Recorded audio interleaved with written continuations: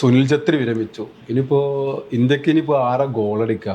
ഒരു ഫ്രണ്ടിൽ വെക്കാൻ പറ്റിയ നല്ലൊരു പ്ലെയർ ഇല്ല കേട്ടോ. സംഭവം ശരിയാണ് ഈ പറഞ്ഞത്. ഇപ്പം ഇന്നത്തെ പ്രധാന സംഭവം എല്ലാവരും വാർത്തയൊക്കെ തന്നെയാണ്. പക്ഷേ ഈ ഒരു തീരുമാനം ഛേത്രി നേരത്തെ അറിയിച്ച് ഇന്ത്യ അതിന് ഒരുങ്ങിയിട്ടില്ല എന്നുള്ളതാണ് ഞാൻ മനസ്സിലാക്കുന്നത്. ഛത്രി ഒരുങ്ങണ്ട, ഇന്ത്യ ഒരുങ്ങണം. ഇന്ത്യ ഒരുങ്ങിയിട്ടില്ല. കാരണം 39 വയസ്സ് വരെ ഛേത്രി ഇപ്പോൾ ഗ്രൗണ്ടിൽ ഉണ്ടായിരുന്നു. ഇനിയിപ്പോൾ ഛേത്രി ഇല്ലാത്തൊരു ഇന്ത്യനെ കുറിച്ച് ഇത്രയും കാലമായിട്ട് ആരും ചിന്തിച്ചില്ല. അപ്പോൾ കാരണം ഛേത്രിൻ്റെ ഗോളടിയിൽ ഛേത്രിൻ്റെ അടുത്ത് പോലും എത്താത്ത താരങ്ങളാണ്. ആകെ ഇപ്പോൾ ഏറ്റവും ഛേത്രി 94 ഗോളടിച്ച ഛേത്രി കഴിഞ്ഞാൽ പിന്നെ രണ്ടാം സ്ഥാനത്ത് 7 ഗോളടിച്ച പ്ലെയറാണ് മൻവീർ സിംഗ്, ലാൽസ്വാങ് ചാങ്തെ, മുംബൈ താരം. അപ്പോൾ ഇവരൊക്കെ ഉയർത്തിക്കൊണ്ടുവരാന്നുള്ളൊരു പണി ഇന്ത്യ ചെയ്തില്ല എന്നുള്ളത് ഭയങ്കര അതെ. പക്ഷേ അവർക്ക് അവസരം കൊടുത്തില്ല, അല്ലെങ്കിൽ വേറെ പ്ലെയറെ ഉയർത്തിക്കൊണ്ടുവന്നില്ല. അങ്ങനത്തെ ഒരു വലിയ പ്രശ്നമുണ്ട്. പിന്നെ ഛേത്രി പോയി കഴിഞ്ഞാൽ ഇന്ത്യക്കായി ആര് ഗോളടിക്കും? ആ ഒരു വലിയ ചോദ്യചിഹ്നം ബാക്കിയായിട്ട് നിൽക്കുന്നുണ്ട് അവിടെ. ഇവര് യങ് പ്ലേയേഴ്സിനെ വേണ്ടിയിട്ട് ഇപ്പോൾ ഇന്ത്യ എന്താ പറയാ ഒരുങ്ങി ശരിക്കും പറഞ്ഞാൽ എൻ്റെ ഒരു അഭിപ്രായം അതാണ്. ഇന്ത്യ റൈറ്റ് ടൈമിലാണ് ഛേത്രി വിരമിച്ചത്. കുറെ പ്ലേയേഴ്സ് കുറച്ച് വൈകി തന്നെയാണ് പറയാ. കാരണം എന്താ പറയാ, നമ്മളെ ഫോർവേഡ് നമ്മളെ പ്ലേയേഴ്സ് എല്ലാം ഒരു 25 വയസ്സിനടിയിലുള്ള പ്ലേയേഴ്സാണ്. ഇപ്പോൾ നമ്മൾ ശരിക്കും ബിൽഡ് ചെയ്ത് കഴിഞ്ഞാൽ നല്ലൊരു ടീം സെറ്റ് ആവും ഫ്യൂച്ചറിൽ. കാരണം മറ്റു പ്ലേയേഴ്സിന് ചാൻസ് കിട്ടുന്നില്ല എന്നുള്ള പ്രധാനമാണ്. ഇത്രയും വയസ്സ് വരെ ഛേത്രി കളിച്ചു.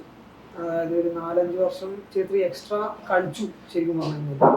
കുറെ പേരെ ചാൻസ് കളഞ്ഞു. അങ്ങനെ കുറെ നല്ല പ്ലേയേഴ്സ് ഉണ്ട്. അതാ ഞാൻ മനസ്സിലാക്കണ ഈ ചാൻസ് കളഞ്ഞു എന്നുള്ള സംഭവമാണ് ഞാൻ ഏറ്റവും ഹൈലൈറ്റ് ആയി കാണുന്നത്. കാരണം നമ്മളുടെ ഇന്ത്യൻ ഫുട്ബോൾ എവിടെ എത്താത്തതിൻ്റെ ഏറ്റവും ബേസിക്കായ പ്രശ്നമാണ് ഈ ചാൻസ് കളഞ്ഞുള്ളത്. ഇപ്പോൾ ഒരു ഫുട്ബോളർ ഗോൾഡൻ ഏജ് എന്നല്ല പറഞ്ഞാൽ പിന്നെ ഒരു 19-25 അതിൽ കഴിയണം. പക്ഷെ മാക്സിമം 30 വരെ. 39-ാം വയസ്സിലും ഛേത്രി നമ്മളെ നാഷണൽ ടീം കളിക്കുന്നുണ്ടെങ്കിൽ അത് എന്തിൻ്റെയോ സ്വാധീനം കൊണ്ടും പലരുടെയും റെക്കമെൻഡ് കൊണ്ടുമാണ്.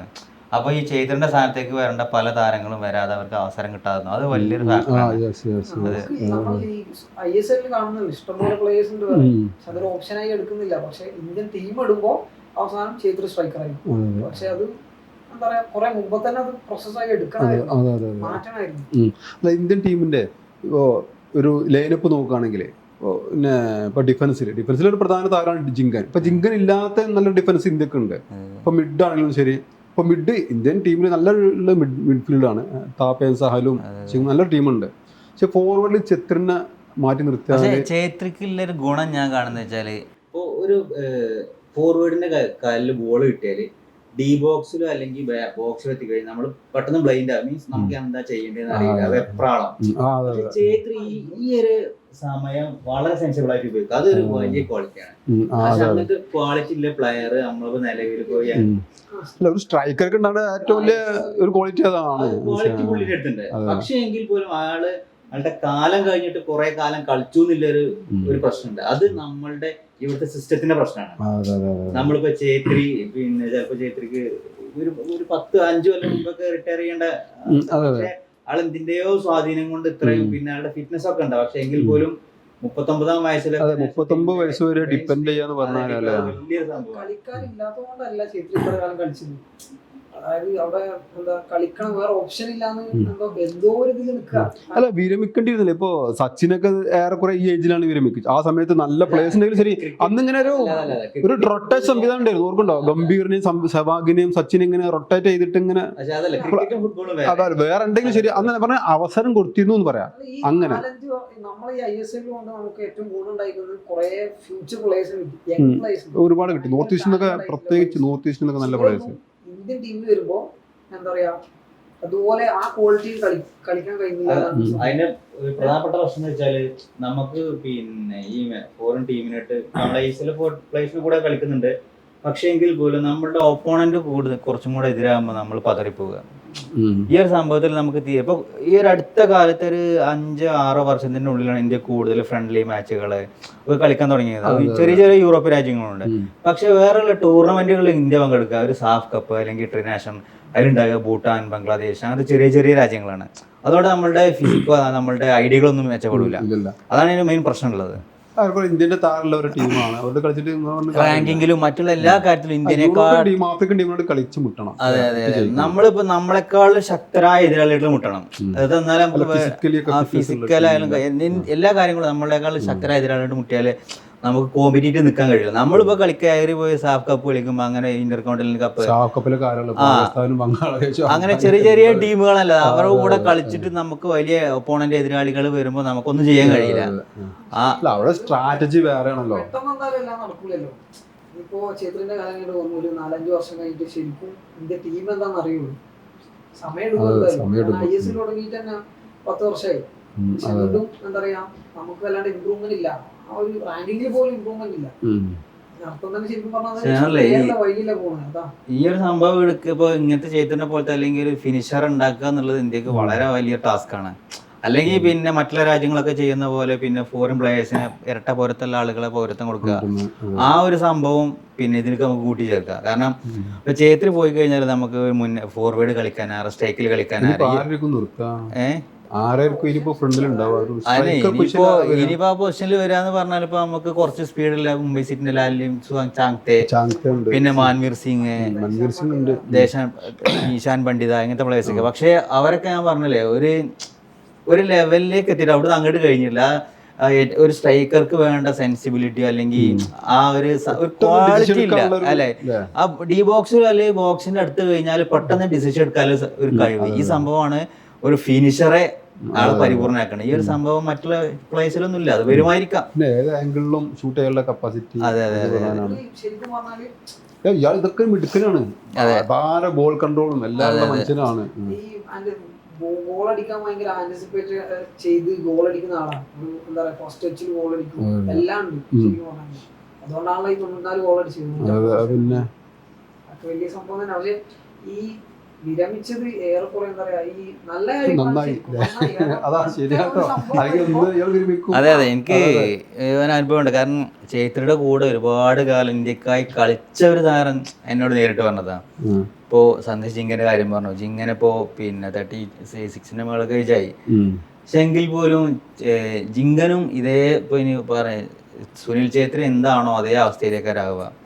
കാരണം പിന്നെ എത്രയോ നമ്മൾ റിട്ടയർമെന്റ് ചെയ്യേണ്ട കാലം കഴിഞ്ഞിട്ട് വീണ്ടും വീണ്ടും പുതിയ താരങ്ങൾക്ക് അവസരം കൊടുക്കാണ്ട് എന്തിന്റെയൊക്കെയോ സ്വാധീനം കൊണ്ട് ടീമിൽ ഇങ്ങനെ കളിച്ചു തൂങ്ങുക. അത് കാരണം ശരിക്കും നമ്മുടെ ടീമിന് ദോഷം ചെയ്യുക. ആ സ്ഥാനത്തേക്ക് ഒരു പുതിയ പ്ലെയറെ കൊണ്ടുവന്ന് പിന്നെ ടീം ബിൽഡ് ചെയ്തെടുക്കുക, ടീമിൽ ജോയിന്റ് ആക്കി എടുക്കുക, ആ ഒരു സംഭവം മറന്നു പോവുകയാണ്. അതൊരു വലിയൊരു പ്രശ്നമാണ് നമ്മുടെ ടീമിന്. അതെ അതെ അതെ പ്ലേയേഴ്സ് ഇല്ലാത്തതുകൊണ്ടല്ലേ എല്ലാ ക്ലബിലും നമ്മളെ ഈ അഡീഷണൽ ക്ലബിലും ഇഷ്ടംപോലെ കളിക്കാറുണ്ട്.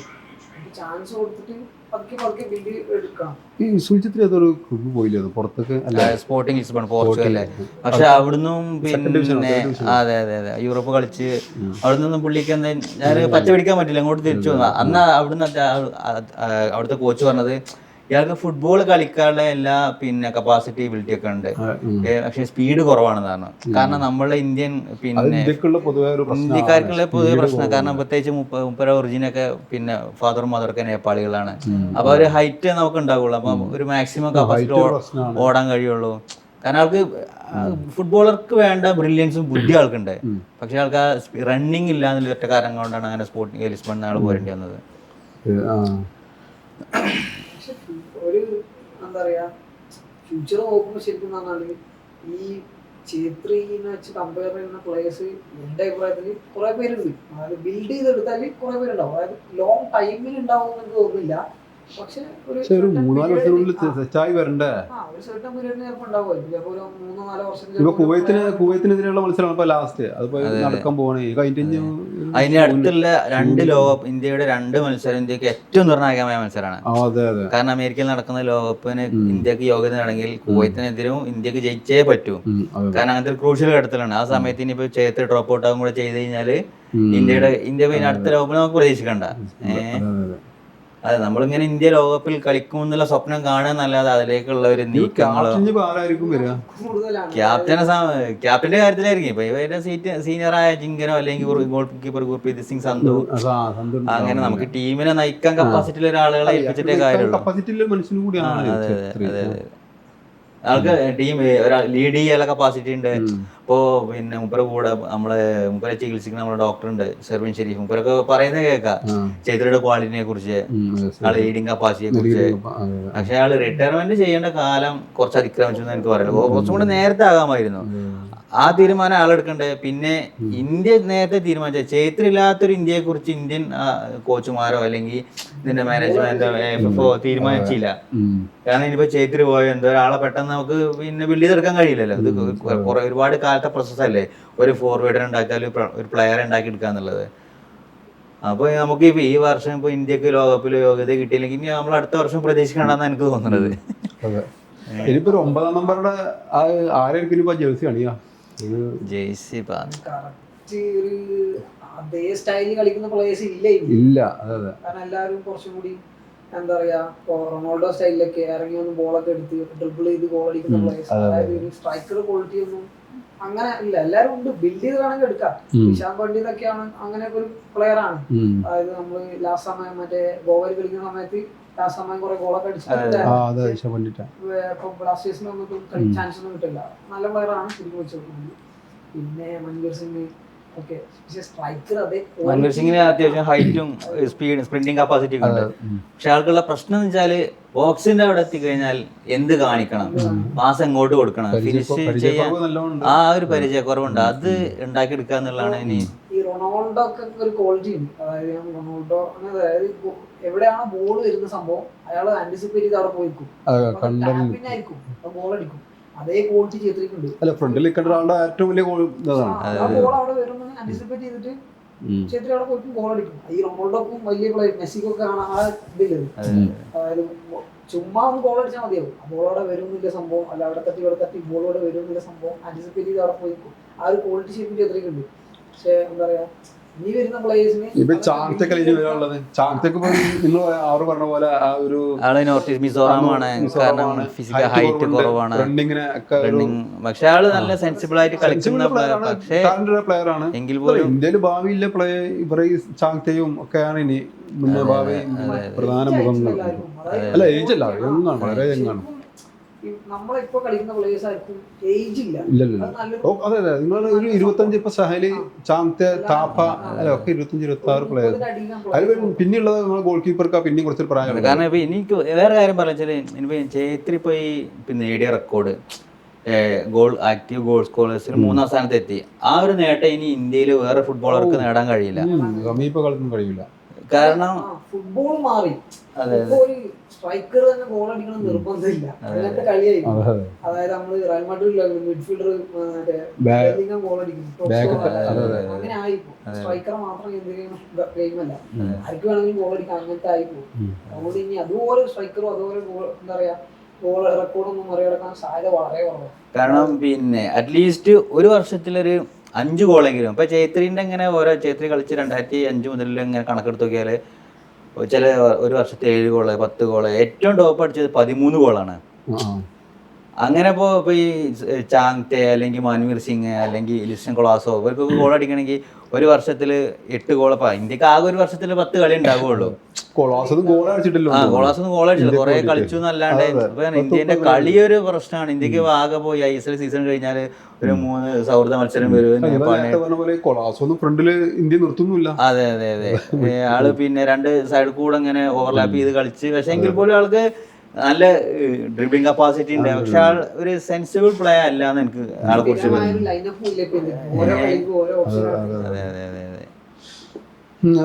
നല്ലൊരു താരം വരട്ടെ.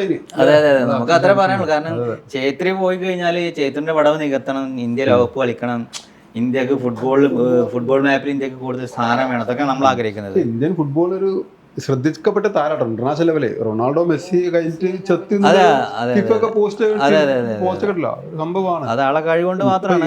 ഇറാൻ ഫുട്ബോളിന് അഡ്രസ് ഉണ്ടാക്കിയ ആളാണ് അലി ദൈ. അതേപോലെ ഇന്ത്യൻ ഫുട്ബോളിന് അഡ്രസ് ഉണ്ടാക്കിയ ആളാണ് സിലിത്രി. നമ്മൾ മറക്കുമല്ല. ഇനിയിപ്പോ ചർച്ച ചെയ്യുന്നുണ്ട്, നമ്മൾ ISL കൂടി ഭയങ്കരമായിട്ട് നല്ല കോച്ചസ് പറയുന്നുണ്ട്.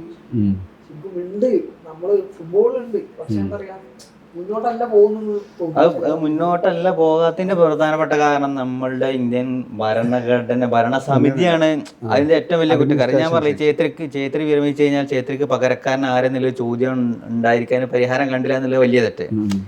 പിന്നെ 39 വയസ്സ് വരെ ചേത്രിയിൽ കളിക്കാൻ അനുവദിച്ചു. അങ്ങനെ ചെയ്യാൻ പാടില്ല. കാരണം ആളുടെ എന്തുകൊണ്ടോ സ്വാധീനം കൊണ്ടൊക്കെ ആയിരിക്കാം. മാക്സിമം പോയ 36 വരെയൊക്കെ അല്ലെങ്കിൽ 35 വരെ കഴിഞ്ഞാൽ ആളെ എന്തെങ്കിലുമൊക്കെ ആക്കി നമ്മൾ വേറെ ആളെ കണ്ടെത്തേണ്ടിയിരുന്നു. അത് ചെയ്തില്ല.